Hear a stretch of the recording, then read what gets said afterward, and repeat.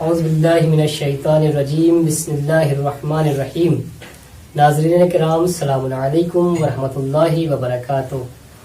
میں آپ کا میزبان سید شارف حسین رضوی حاضر ہوا ہوں موضوع کے ساتھ. آج کا ہمارا موضوع ہے استقبال ماہ مبارک رمضان، یعنی ہم اللہ کے اس عظیم مہینے کا استقبال کس طریقے سے کریں. اور اسی موضوع پر گفتگو کرنے کے لیے، بیان کرنے کے لیے ہمارے ساتھ موجود ہیں ہمارے مہمان حجت الاسلام والمسلمین عالی جناب مولانا احمد رضا زراعت صاحب قبلہ. آئیے ہم آپ کو قبلہ سے روشناس کراتے ہیں. السلام علیکم ورحمۃ اللہ وبرکاتہ. علیکم السلام ورحمۃ اللہ. قبلہ آپ کا ہمارے اس پروگرام میں خیر مقدم ہے اور ساتھ ہی شکر گزار ہیں کہ آپ یہاں پر تشریف لائے. آپ کا بہت بہت شکریہ. جی شکریہ. جیسا کہ مستحضر ہے، آج کا ہمارا موضوع ہے کہ استقبال ماہ مبارک رمضان، یعنی ماہ مبارک رمضان کا کس طریقے سے استقبال کیا جائے. اسی کے ذیل میں ہمارا آج کا پہلا سوال قبلہ آپ سے یہ ہے کہ خطبہ شعبانیہ جو پیغمبر صلی اللہ علیہ وآلہ وسلم کا آخری خطبہ رمضان سے پہلے کا تھا، آپ نے اس خطبے میں رمضان کی آمد کے لیے رمضان کے فضائل کس طریقے سے بیان کیے، آپ نے کس طریقے سے بیان کیا کہ کس طریقے سے رمضان کا استقبال کیا جائے. بسم اللہ الرحمن الرحیم. ناظرین کرام، استقبال ماہ مبارک رمضان کے عنوان سے جو سوال مجھ سے پوچھا گیا ہے، بہت ہی اچھا سوال ہے. اگر ہم خود رسول خدا صلی اللہ علیہ وآلہ وسلم کی کہ اس خطبے کا پہلا جملہ اگر اس پر ہم غور کریں تو ساری فضیلتیں اس پہلے جملے میں رسول اللہ نے بیان کر دی. آپ فرماتے ہیں قد اقبل الیکم شہر اللہ، تمہاری طرف اللہ کا مہینہ آ رہا ہے. سبحان اللہ. یعنی یہ خود اللہ کا مہینہ آ رہا ہے کہہ کر یہ خود اس مہینے کی اہمیت کو رسول خدا نے بتا دیا. سبحان اللہ. سبحان اللہ. یعنی اس سے پہلے جو 2 مہینے گزرے ہیں اس کی بھی کم فضیلت نہیں ہے. جی. یعنی ماہ رجب کے لیے رسول اللہ نے فرمایا یہ اہل بیت کا مہینہ ہے، بے شک. بالخصوص مولا کائنات کا مہینہ ہے. جی. شعبان کے لیے کہا کہ یہ مہینہ میرا مہینہ ہے، رسول خدا فرما رہے ہیں. جی. یعنی اب ہم اہل بیت اور رسول خدا کے اس مہینے سے نکل کر شہر اللہ میں، اللہ کے مہینے میں داخل ہو رہے ہیں. سبحان اللہ کا مہینہ ہونا جی. خود اگلے 3 جملے، یوں تو پورا خطبہ ماہ مبارک رمضان کی فضیلت میں بیان کیا گیا ہے، لیکن یہ 3 جملہ کہ قد اقبل الیکم شہر اللہ، کون سا مہینہ ہے؟ بالبرکت والرحمت والمغفرہ. یعنی پورے رمضان کا نچوڑ ان 3 جملوں میں ہے. پہلی صفت کیا بیان کی کہ اللہ کا مہینہ ہے. جی. اللہ کا مہینہ ہونا خود ایک بہت بڑی عظمت ہے. بے شک. پھر جب اللہ کا مہینہ ہے تو اس مہینے کی صفت کیا ہے؟ اس مہینے میں برکتیں ہیں، سبحان اللہ. اس مہینے میں رحمتیں ہیں، بے شک. اس مہینے میں مغفرت ہے. سبحان. یعنی رسول خدا یہ بیان کرنا چاہ رہے ہیں کہ آپ اس مہینے میں آ جائیے، برکت بھی آپ کو ملے گی، رحمت بھی ملے گی، مغفرت بھی ملے گی. جی. لیکن جناب علی، جب تک ہم گاڑی پر سوار نہیں ہوں گے منزل تک نہیں پہنچ سکتے. صحیح. ماہ مبارک رمضان آ گیا ہے، اس میں ہمیں داخل ہونا ہے. سبحان. تو داخل ہونے کی کیا شرط ہے؟ داخل ہونے کے لیے آخر کچھ شرطیں ہوں گی کہ انسان ماہ مبارک رمضان میں داخل ہو رہا ہے تو کس طرح سے داخل ہو رہا ہے. بالکل. بہت سے لوگ ہم نے ایسے دیکھے ہیں کہ جو پورا مہینہ گزر جانے کے بعد بھی جی. نہ رحمت حاصل کر سکے، نہ مغفرت حاصل کر سکے، نہ برکت حاصل کر سکے. کیوں؟ اس لیے کہ وہ ماہ مبارک میں داخل ہی نہیں ہوئے. داخل ہو جائیں گے جی. تو یہ ساری چیزیں ملیں گی، مگر داخل ہونے کے لیے کچھ شرطیں ہیں. رسول خدا نے کیا فرمایا؟ اللہ کا مہینہ آ رہا ہے. تمہیں دعوت دی جا رہی ہے. ہمارے یہاں جب کسی کو دعوت دی جاتی ہے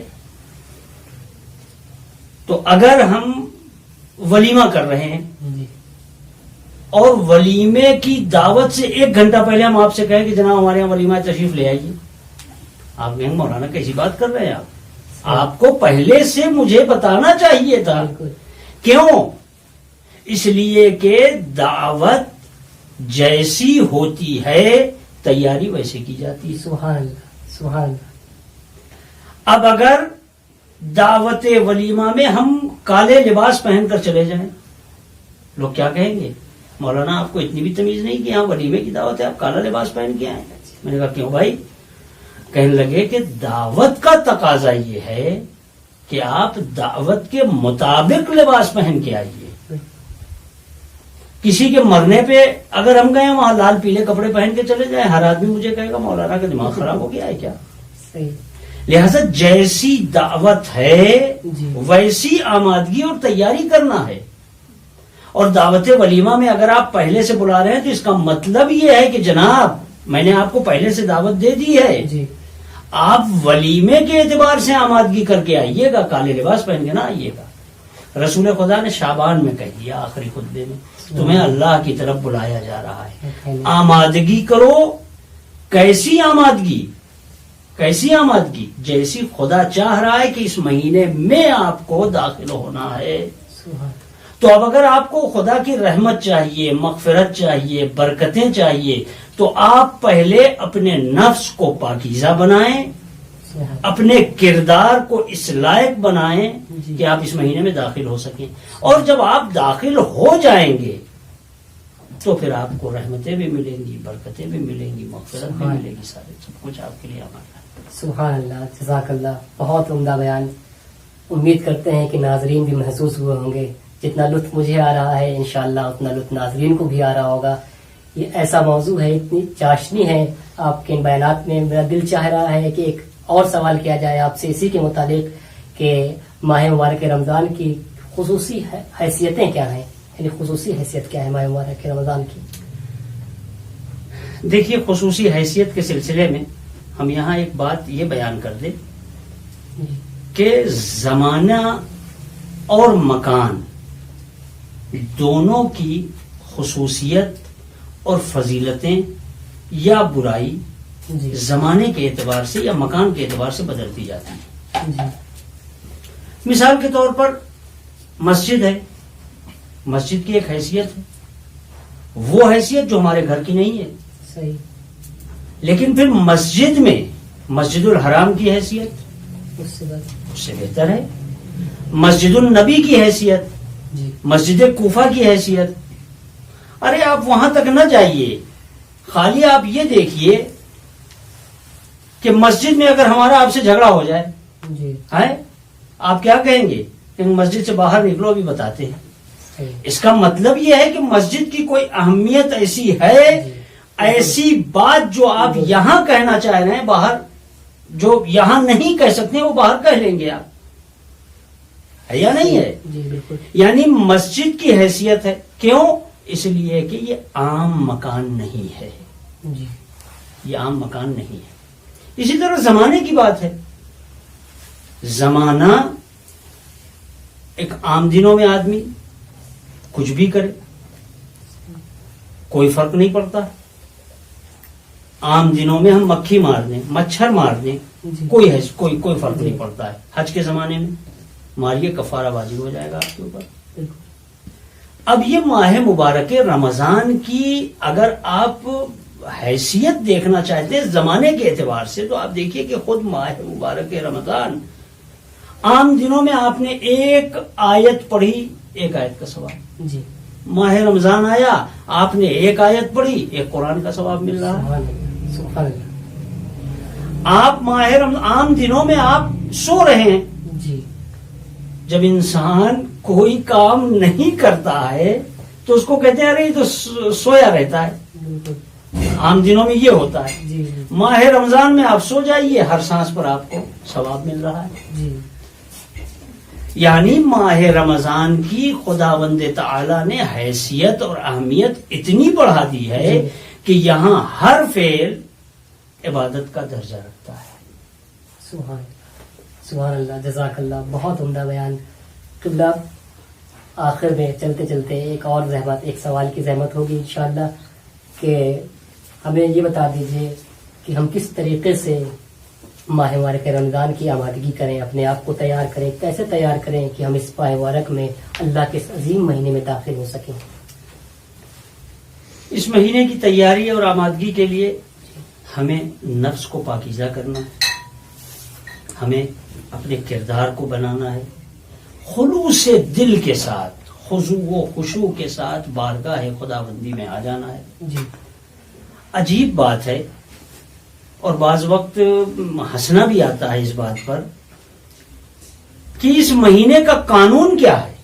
جی اس مہینے کا قانون یہ ہے کہ آپ بھوکے رہیے، آپ پیاسے رہیے، اور ادھر 25 شعبان گزری اور بیگم صاحب نے لسٹ بنا کر دے دی. جی افطاری کی لسٹ الگ ہے، سحری کی لسٹ الگ ہے، جی اور سحری اور افطار کے بیچ میں جو بریک فاسٹ وغیرہ چلتا ہے اس کی لسٹ الگ رہتی ہے. جی اللہ کہہ رہا ہے اس مہینے میں تمہیں بھوکے رہنا ہے، تمہیں پیاسے رہنا ہے. بھوک اور پیاس کی آمادگی ہم کھانے اور پینے کے ساتھ کر رہے ہیں. کیا یہی آمادگی ہے؟ نہیں عزیزو، بلکہ اس کی آمادگی کا طریقہ کار یہ ہے کہ انسان اپنے آپ کو بارگاہ خداوندی میں اس طرح سے پیش کر دے کہ بس اس کی نگاہ میں خدا ہو اور خدا کا فرمان ہو. سبحان. اور جب یہاں انسان اس منزل پر آ جائے گا تو اب جب اس مہینے میں داخل ہوگا تو اس کی سانس بھی عبادت بن جائے گی، اس کا بولنا بھی عبادت بن جائے گا، اس کا ایک آیت پڑھنا قرآن کا، ایک مکمل قرآن کا ثواب بن جائے گا. خدا کی رحمت بھی شامل حال ہو جائے گی، مغفرت بھی شامل حال ہو جائے گی اور برکتیں بھی اسے مل جائیں گی. کیا کہنے جناب، بہت عمدہ. اللہ آپ کو سلامت رکھے، طول عمر سے نوازے. ناظرین، امید کرتے ہیں کہ آپ کو ہمارا یہ پروگرام پسند آیا ہوگا. انشاءاللہ پھر سے حاضر ہوں گے. آج اس پروگرام میں بس اتنا ہی. انشاءاللہ نئے موضوع کے ساتھ حاضر ہوں گے. تب تک کے لیے اپنا خیال رکھیں. فی امان اللہ. خدا حافظ.